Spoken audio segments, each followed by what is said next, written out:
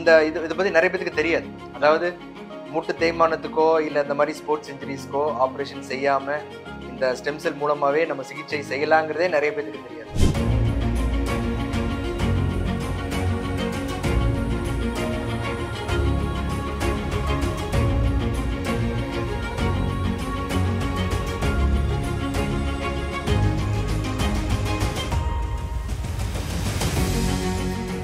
இது ஒரு வரப்பிரசாதம் மாதிரி தான். ஒரு ஆப்ரேஷனே இல்லாம பல தொந்தரவுகளை சரி செய்யலாம் அப்படிங்கிற ஒரு தாட்டே வந்து இட்ஸ் சம்திங்.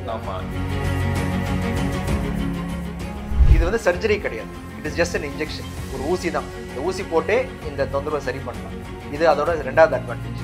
மூணாவது அட்வான்டேஜ், இந்த ப்ரொசீஜரை 45 நிமிஷத்திலேயே முடிச்சிடலாம்.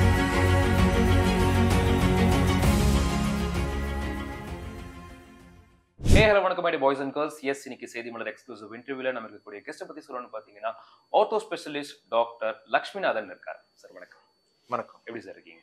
நல்லா இருக்கேன். நீங்க எப்படி இருக்கீங்க? நல்லா இருக்கு சார். இப்ப இருக்கக்கூடிய ஜென்ரேஷனுக்கு ஏகப்பட்ட பிரச்சனைகள் இருக்கு. மூட்டு வலியில இருந்து நெக் பெயின், பேக் பெயின் சொல்லிட்டு ஏகப்பட்ட பிரச்சனைகள் இருக்கு. இருந்தாலுமே பெயின் அப்படின்னு சொல்லும் போது எதனால மனம் தவறுறாங்கன்னா, சர்ஜரி பக்கம் நான் போக மாட்டேன், அது நான் இந்த பக்கம் போனாலே எனக்கு பாடியில் எவ்வளவு பிரச்சனைகள் வந்துருன்னு சொல்றாங்க. நீங்க பிஆர்பி ஸ்பெஷலிஸ்டா இருந்துட்டு இருக்கீங்க, இப்போ வரைக்குமே இந்த ப்ராசஸ் பண்ணிட்டு இருக்கீங்க.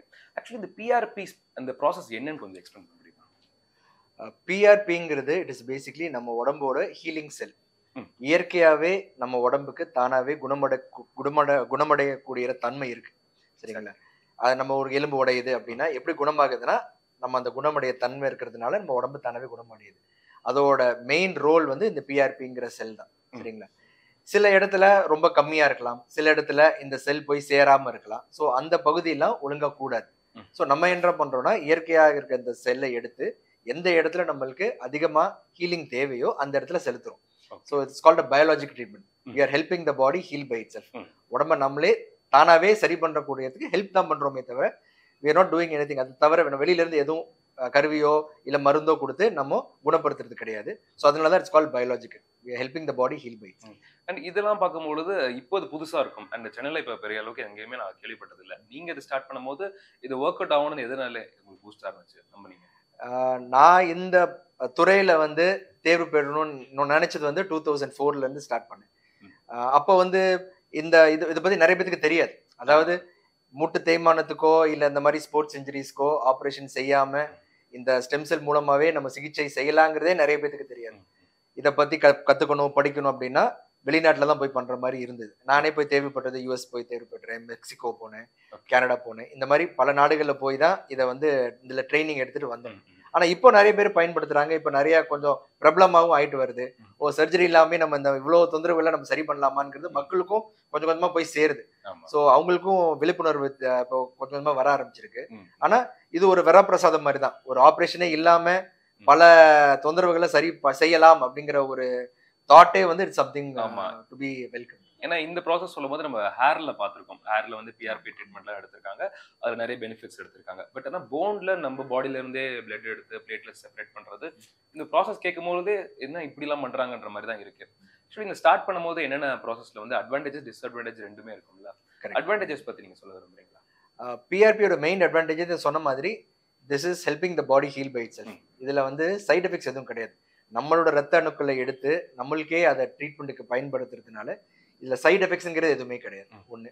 இன்னொன்னு, இது வந்து சர்ஜரி கிடையாது, it is just an injection. ஒரு ஊசி தான். இந்த ஊசி போட்டே இந்த தொந்தரவை சரி பண்ணலாம்.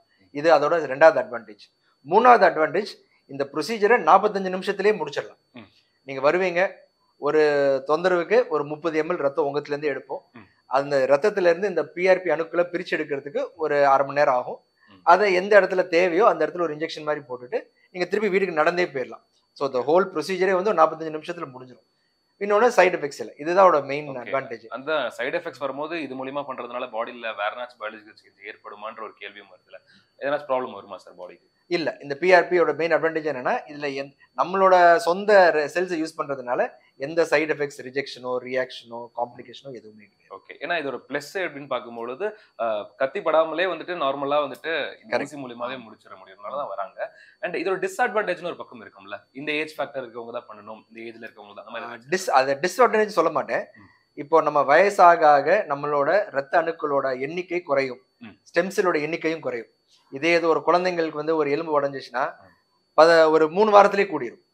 இதே இது ஒரு 20 வயசுல உடஞ்சிச்சுன்னா 3 மாசம் ஆகலாம், 2.5 to 3 மாசம். இதே வயசானவங்களுக்கு 6 மாசம் கூட ஆகலாம். ஏன் அந்த டைம் டிஃபரன்ஸ் கூடுறது இயற்கையா கூடும். ஆனா அந்த டைம் டிஃபரன்ஸ் ஏன் வருதுன்னா நம்ம உடம்புல இருக்க ரத்த அணுக்கள் இந்த ஸ்டெம் செல் வந்து குறைவா இருக்கிறதுனால நம்மளோட பாடியோட ஹீலிங் பவரும் குறைவா இருக்கும். ஸோ இதே ட்ரீட்மெண்ட் நம்ம ஒரு சின்ன வயசுக்கு பண்றப்போ நம்ம என்ன பண்ணுவோம், ஒரு 20 ml ரத்தத்தை எடுத்தே நம்ம வைத்தியம் பண்ணிடுவோம். ஏன்னா நம்மளுக்கு தேவையான ரத்த அணுக்கள் ஒரு 20 ml கிடைச்சிடும். ஆனா வயதானவருக்கு 20 ml பத்தாது. ஸோ அவங்களுக்கு என்ன பண்ணுவோம், 30 40 ml எடுத்து பண்ணுவோம். ஸோ அதே குவான்டிட்டியை அவங்களுக்கு கொண்டு வந்துடலாம். ஸோ வைத்தியம் பார்க்கறப்போ ரிசல்ட்ஸ் ஒரே மாதிரி தான் இருக்கும். ஆனா அதுக்கு தேவையான ரத்தம் மட்டும் கொஞ்சம் கூடுதல் எடுக்கிற மாதிரி மாறிக்கிட்டு இருக்கு. அண்ட் இதுல வந்துட்டு எவ்வளவு ஏஜ் ஃபேக்டர், இப்போ ஒரு 60 வயசு 70 வயசு இருக்கவங்க கூட இதை தாராளமா எடுத்து பண்ணலாமா இதை? ஆமா, இந்த இதுக்கு வந்து ஏஜோ இல்ல வேற நம்ம நிறைய வியாதிகள் இருக்கலாம், அதெல்லாம் வந்து எந்த இதுவுமே தடை கிடையாது. இது கிட்னி தொந்தரவு இருந்தாலும் சரி, சுகர் இருந்தாலும் சரி, பிபி இருந்தாலும் சரி, ஹார்ட் தொந்தரவு இருந்தாலும் சரி, எல்லாத்துக்குமே இந்த வைத்தியம் பண்ணலாம். ஒரே ஒருத்தர் இப்ப ரத்தத்திலே புற்றுநோய் இருக்கு அப்படின்னா அவங்களுக்கு வந்து பண்ண முடியாது. ஏன்னா அந்த ரத்தம் வந்து தூய்மையா இருக்காது. ஸோ அவங்களுக்கு மட்டும் நம்ம வேற இடத்துல இந்த கொழுப்புல இருந்து எடுத்து பண்ணணும். ஓகே, இது வந்துட்டு மேஜரா யூஸ் பண்றது ஸ்போர்ட்ஸ் எல்லாம் கண்டிப்பா யூஸ் பண்ணலாம்ல. ஆமா, சர்ஜரின்னு சொல்லும் போது 3 to 4 months ஆயிடும். லைக் லிகமெண்ட் எல்லாம் எடுத்தனா 4 months 5 months கிட்ட பெட் ரெஸ்டே எடுக்க முடியும். பட் இதுக்கு ரெஸ்ட் தான தேவைப்படுதா இந்த ப்ராசஸ்? அதாவது எந்த தொந்தரவுக்கு பண்றோங்கிறது பொறுத்து. சில தொந்தரவுக்கு சர்ஜரி மட்டும் தான் தீர்வா இருக்கும். அதுக்கு வந்து இந்த வைத்தியம் பண்றப்போ வேலை செய்யாது. ஆனா பல இந்த ஸ்போர்ட்ஸ், மெயினா நீங்க கேட்கிற ஸ்போர்ட்ஸ் இன்ஜுரிஸ்ல நிறைய ஸ்போர்ட்ஸ் இன்ஜுரிஸ்க்கு இந்த பிஆர்பி சிகிச்சை பண்றாங்க.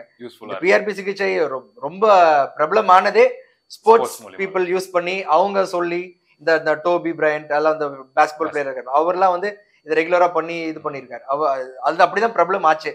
இப்போ நார்மலா ஒரு சதை கிழியுது அப்படின்னா இது வந்து ஒரு 6 வாரம் ஆகும் கூடுறதுக்கு. அப்படின்னா நம்ம இந்த பிஆர்பி சிகிச்சை பண்ணோம்னா 3 வாரத்திலே கூடிரும். அவங்களுக்கு எல்லாம் 3 வாரம் ஸ்போர்ட்ஸ் விளையாடாம இருக்கிறது ஒரு பெரிய ஒரு பீரியட். ஸோ அவங்க அந்த டைம் பீரியடே பாதி கம்மியாகிறதுனால அவங்களுக்கு வந்து அது ரொம்ப பெனிஃபிஷியலா இருக்கு. அப்படிதான் இது பிரபலம் ஆச்சு.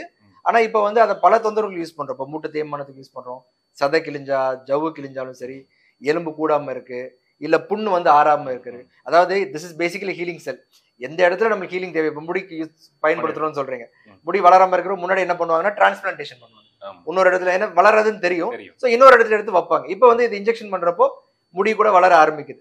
ஸோ அதனால இது வந்து இப்போ பல இதுக்கு இப்போ சுகருக்கு வந்து இது வந்து பயன்படுத்தலாம். இது யூஸ் பண்ணோம்னா மாத்திரையே இல்லாம சுகரை வைத்தியம் பண்ணலாம் கூட ஒரு ரிசர்ச் நடந்துகிட்டு இருக்கு. ஸோ அது ஃபேஸ் 3ல இருக்கு. ஸோ அதெல்லாம் வந்துச்சுன்னா ஒரு சுகருக்கே ஒரு என்ன சொல்றது, ஒரு அந்த அந்த இன்சுலின் பதிலா இந்த பிஆர்பி பண்ணியே நம்ம அதை குணப்படுத்தலாங்கிற அளவுக்கு ரிசர்ச் நடந்தது. அதாவது பாடியில் இருக்க பிளாஸ்மா எடுத்து வந்துட்டு பண்றாங்க. கரெக்ட். இப்போ ஒரு பேஷண்ட் வராங்கன்னு வைங்களேன், முட்டி வலியில வராங்கன்னு வச்சுக்கோங்களேன், ஃபர்ஸ்ட் அவங்க கிட்ட என்ன நீங்க இது பண்ணுவீங்க?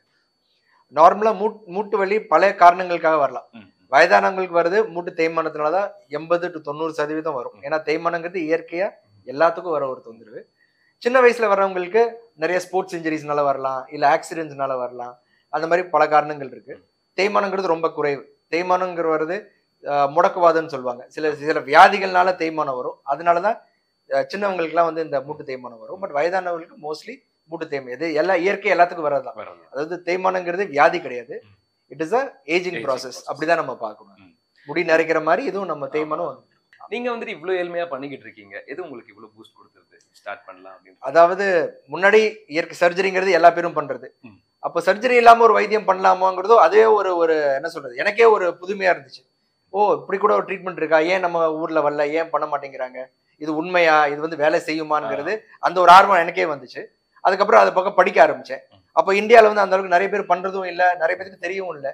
அப்போ சரி வெளிநாட்டுல போய் படிக்க ஆரம்பிக்கலாம்னு சொல்லிட்டு முதல்ல இதை 2004 வந்து நான் ஸ்டார்ட் பண்ணேன். அப்போ 2-3 எனக்கு தெரிஞ்ச 2 டாக்டர்ஸ் வந்து யூகேல இருக்காங்க, அவங்களாம் எனக்கு ஹெல்ப் பண்ணாங்க. அதை பத்தி படிக்க ஆரம்பிச்சேன். அதுல எனக்கு ஆர்வம் இன்னும் கூடுதலா இருக்கும். இவ்வளோ விஷயம் இருக்கு, நம்மளுக்கு தெரியாம இவ்வளோ ரிசர்ச் பண்ணிட்டு இருக்காங்க, இவ்வளோ நடந்துட்டு இருக்கு. ஸோ ஏன் நம்ம இதை எடுத்து இந்தியா கொண்டு வரக்கூடாதுன்னு சொல்லி தான் நம்ம ஃபர்ஸ்ட் ஸ்டார்ட் பண்ணி ஒரு 5 வருஷத்துக்கு முன்னாடி இந்த பிஆர்பிக்குனே தனியா ஒரு சென்டர் வந்து நான் வந்து சென்னையில ஓபன் பண்ணேன். அது கொஞ்சம் கொஞ்சமா மக்களுக்கு மெயின் நிறைய பேருக்கு தெரியல, அதை போய் மக்களுக்கு சேர்க்கறதே எனக்கு பாதி டைம் சரியாயிடுச்சு. அதுக்கப்புறம் ஒன்ஸ் மக்களுக்கு தெரிஞ்சு அதுல ட்ரீட்மெண்ட் பண்ணி நிறைய பேர் பயன்படுத்த ஆரம்பிச்சோன்னா அப்ப கொஞ்சம் கொஞ்சமா அவங்களே சொல்லி, அதாவது best marketing is patient marketing சொல்லுவாங்க. ஒருத்தர் குணமடைஞ்சு சந்தோஷம் பண்ணா அவர் போய் சொல்லி வரவங்க தான் நிறைய பேர் இருப்பாங்க. இந்த மாதிரி அவங்க சொல்லி நிறைய பேர் வர ஆரம்பிச்சாங்க. இதுவும் ப்ராப்ளம் ஆச்சு. அப்படியே கொஞ்சம் கொஞ்சமா படிப்படியா நாங்களும் பண்ண.